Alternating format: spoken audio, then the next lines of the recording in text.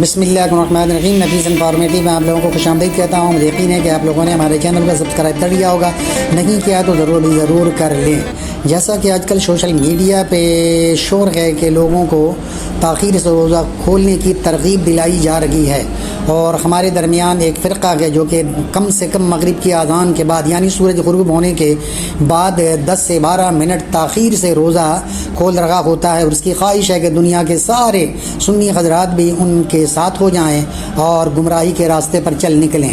لہذا اسی کے پیش نظر میں 2 حدیثیں آپ کے سامنے پیش کر رہا ہوں کہ تاخیر سے روزہ کھولنا صحیح ہے یا جلدی روزہ کھولنا سنت کے مطابق ہے۔ اس لیے ان دونوں حدیثوں کا جو ہیڈنگ ہے، خبردار تاخیر سے روزہ کھولنا سنت کے خلاف ہے۔ آئیے 2 حدیثیں آپ کے سامنے پیش کر رہا ہوں۔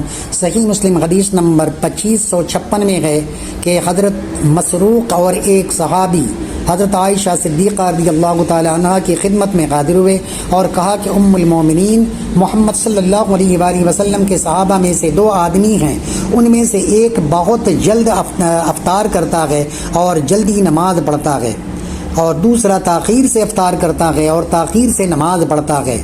حضرت عائشہ صدیقہ رضی اللہ تعالی عنہ نے پوچھا، ان دونوں میں سے کون جلد روزہ کھولتا ہے اور جلدی نماز پڑھتا ہے؟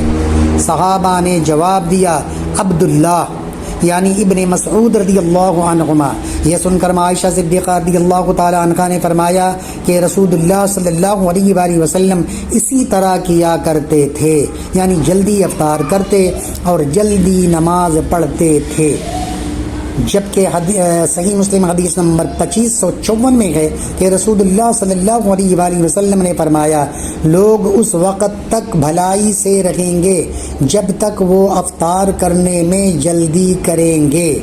ان دونوں حدیثوں سے یہ بات بالکل واضح ہے کہ سنی حضرات سورج غروب ہوتے ہی یعنی جو ہی سورج غروب ہوتا ہے مغرب کی اذان ہوتی ہے، اور جو ہی اذان ہوتی ہے لوگ افطار کرتے ہیں۔ رسول پاک کا عمل بھی ایسا رکھا ہے، اور آپ نے تاخیر کے بجائے جلدی روزہ کھولنے کی ترغیب دلائی ہے۔